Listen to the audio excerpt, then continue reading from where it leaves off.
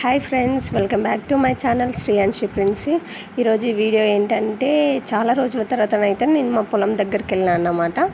So చూడండి, ఇప్పుడైతే అక్కడ మా నాన్ననైతే మందు కొడుతుండో, మా నాన్న మందు కొడుతుంటే నేనైతే అట్లా టైం పాస్ చేయడానికి వచ్చిన. సో అలా కొన్ని వీడియోస్ తీద్దామని చెప్పేసి తీస్తున్నాయి. ఈ వేప చెట్టు అయితే మా చిన్నప్పటి నుంచి ఉందన్నమాట. మేము ఎప్పుడైనా వచ్చినా కానీ ఈ చెట్టు కింద కూర్చునేటోళ్ళం అన్నమాట నీడకి. ఇప్పుడైతే ఇదంతా కనబడేదంతా మా బావి అన్నమాట. చాలా అంటే చాలా పెద్దగా ఉంటుంది. అంటే మా చిన్నప్పుడు చిన్ననే ఉండేది. ఆ తర్వాత కొంచెం వాటర్ ఎక్కువ ఉంటే ఫ్యూచర్ పర్పస్ బాగుంటుంది కదా అని చెప్పేసి నాన్న మళ్ళీ దాన్ని పెద్దగా చేపించారన్నమాట. ఆల్మోస్ట్ ఒక 3 lakhs 4 lakhs కావచ్చు ఆ బావి పెద్దగా చేపించడానికి. చాలా అంటే చాలా పెద్దగా చేపించారు. ఇదైతే మా పత్తి, అంటే ఇటు సైడ్ పత్తి, కొంచెం ముందుకు పొలం అన్నమాట. రెండు ఒక దగ్గరే ఉంటాయి.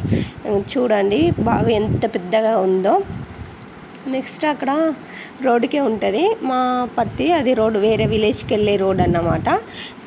బావిలోనైతే ఇప్పుడు వాటర్ వస్తుంది.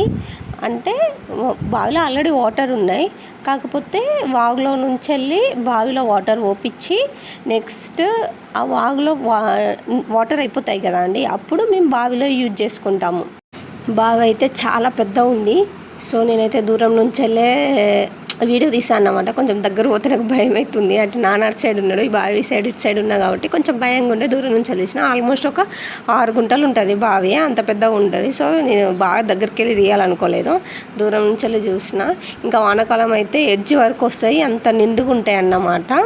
నెక్స్ట్ ఇటు సమ్మర్ కాబట్టి పత్తి మొత్తం తీయడం అయిపోయింది. ఆ చెట్లు వీకేస్తారన్నమాట.